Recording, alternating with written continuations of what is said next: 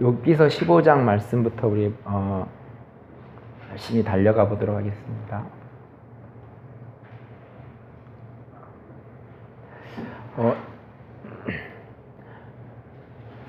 욥기 15장은 다시 엘리바스가 대답을 이제 시작합니다.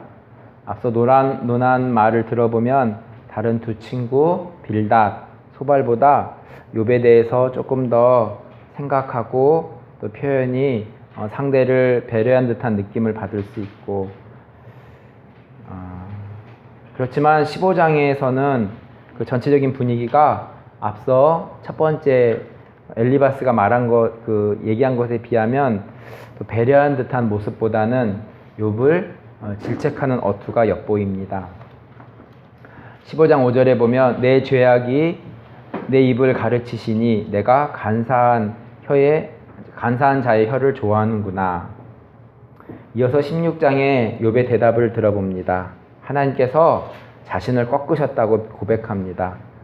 16장 12절에 내가 평안하더니 그가 나를 꺾으시며 내 목을 잡아 나를 부서뜨리시며 나를 세워 관역을 삼으시고, 그렇지만 욥 자신은 하나님 앞에서 떳떳하다고 말하고 있습니다. 17절에 그러나 내 손에는 포악이 없고 나의 기도는 정결하니라.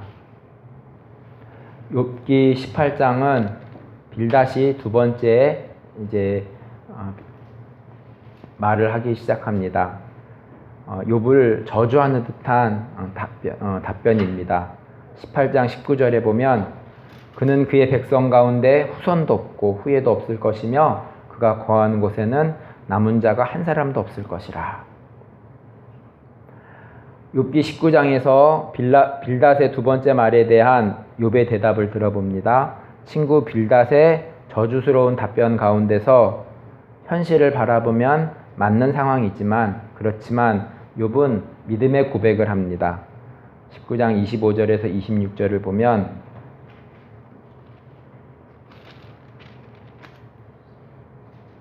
내가 알기에는 나의 대속자가 살아계시니 마침내 그가 땅 위에 서실 것이라. 내 가죽이 벗김을 당한 뒤에도 내가 육체 밖에서 하나님을 보리라. 욥기 20장은 소발의 두 번째 답변입니다. 그는 악인에 대해서 하나님의 심판을 말하고 있습니다. 욥기 20장 29절은 이는 악인이 하나님께 받을 분깃이요 하나님이 그에게 정하신 기업이니라. 욥기 21장에 욥의 대답을 들어봅니다. 소발이 그 악인에 대한 답변을 들으며 욥은 오히려 친구들에게 위로가 되는, 도움이 되는 말을 전하려고 합니다. 악인에 대한 욥의 답변은 13절에 그들의 날을 행복하게 지내다가 잠깐 사이에 수월에 내려가느니라. 14절에 보면 그러할지라도 그들은 하나님께 말하기를 우리를 떠나소서 우리가 주의 도리를 알기를 바라지 아니하나이다. 진정으로 지옥 가는 사람들은 하나님을 싫어합니다. 하나님과 멀리하고 싶어합니다. 그래서 지옥에 가는 것입니다. 하나님을 모르는, 믿지 않는 인생이 이 두 구절에 담겨 있는 것 같습니다. 이 세상에서 노래하며 즐기며 행복하게 지내다가 잠깐 사이에 스올에 내려갑니다. 혜인아, 스올이 뭔지 아니? 모르죠? 나중에 가르쳐 줄게요.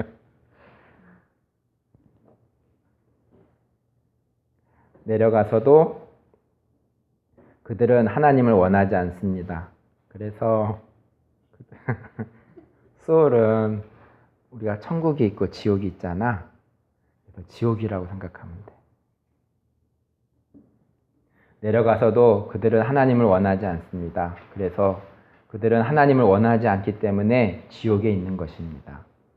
저는 이 생과 이 땅에 사는 생과 또 죽음 이후의 저 세상이 연장선상에 있다고 생각합니다.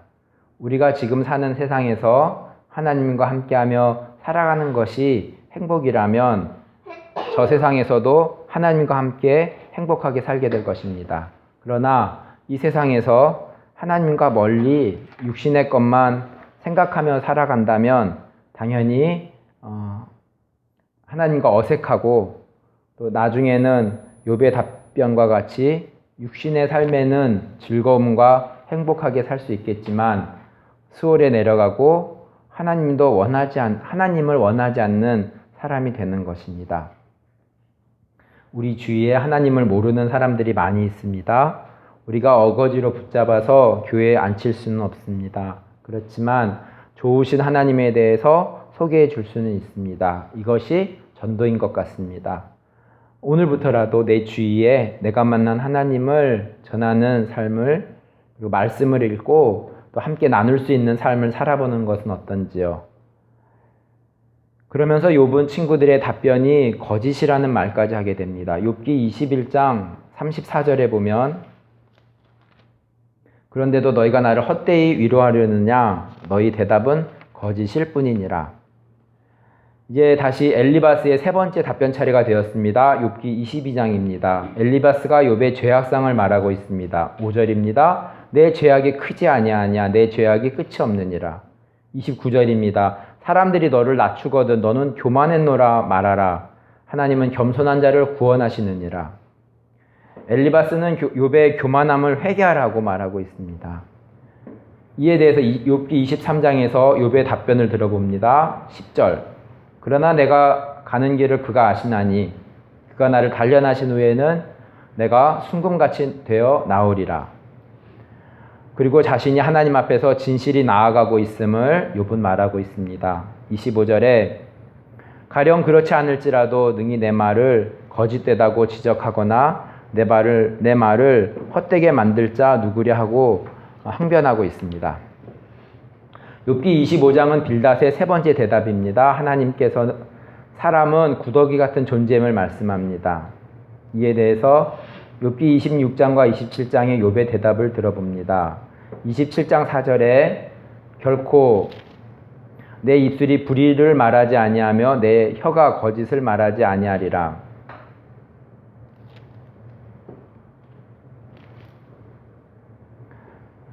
옳고 그름의 논쟁으로 비춰집니다. 친구들은 욥의 죄악상으로 네가 죄를 졌기 때문에 고난을 받는다고 말하고 있고 욥은 자신이 진실이 하나님 앞에 나아가고 있음을 강조하고 있습니다.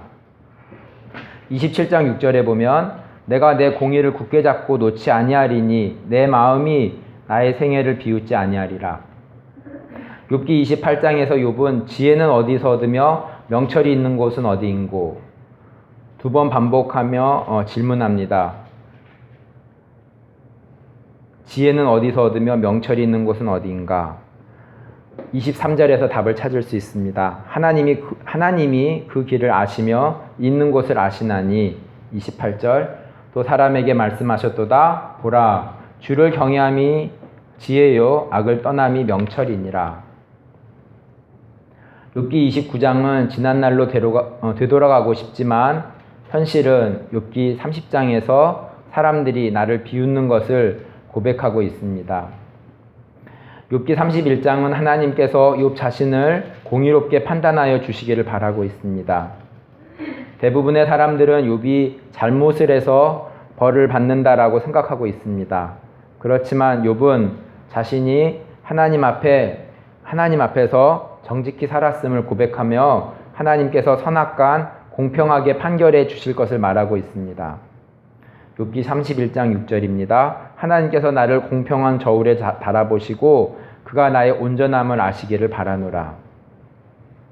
32장 1절입니다. 욥이 자신을 의인으로 여김으로 그 세 사람이 말을 그치니 2절에서 엘리후가 등장합니다.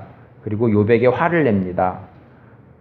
엘리후의 말을 들어봅니다. 엘리후는 33장 30절의 말씀을 통해서 구원의 하나님을 설명하고 있습니다. 그들의 영혼을 구덩이에서 이끌어 생명의 빛으로 그들에게 비추려 하심이니라. 엘리후는 욥기 35장 16절에서 욥에 대해서 다음과 같이 평가합니다. 욥이 헛되이 입을 열어 지식 없는 말을 많이 하는구나. 그리고 36장에서 엘리후는 사람에 대해서 다음과 같이 말합니다. 11절에서 12절은 만일 그들이 순종하여 섬기면 형통한 날을 보내며 즐거운 해를 지낼 것이고 만일 그들이 순종하지 아니하면 칼에 망하여 지식 없이 죽을 것이니라. 욥기 38장에서 드디어 하나님께서 욥에게 말씀하십니다. 하나님은 욥에게 자신의 전지전능하심을 표현하고 계십니다. 욥기 38장 32절은 너는 별자리들을 각각 제때에 이끌어낼 수 있으며 북두성을 다른 별들에게로 이끌어 갈 수 있겠느냐. 욥기 40장에서 욥은 하나님을 배웠고 다음과 같이 말합니다. 40장 4절입니다. 보소서 나는 비쳐나오니 무엇이라 주께서 대답하리이까 손으로 내 입을 가릴 뿐이로소이다.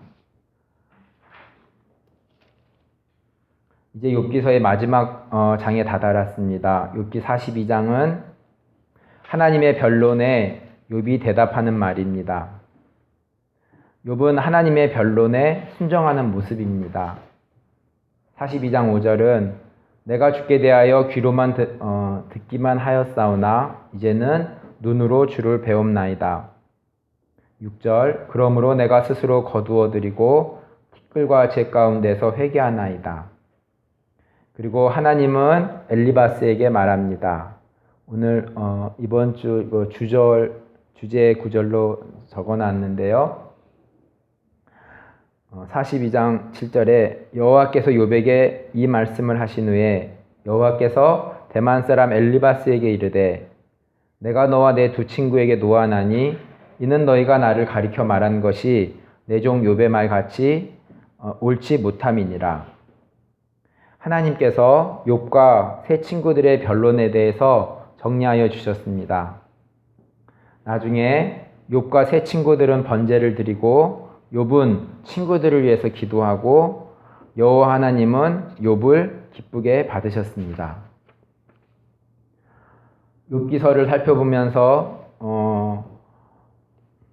욥기서 42장 5절과 6절의 말씀이 핵심 구절로 뽑아집니다.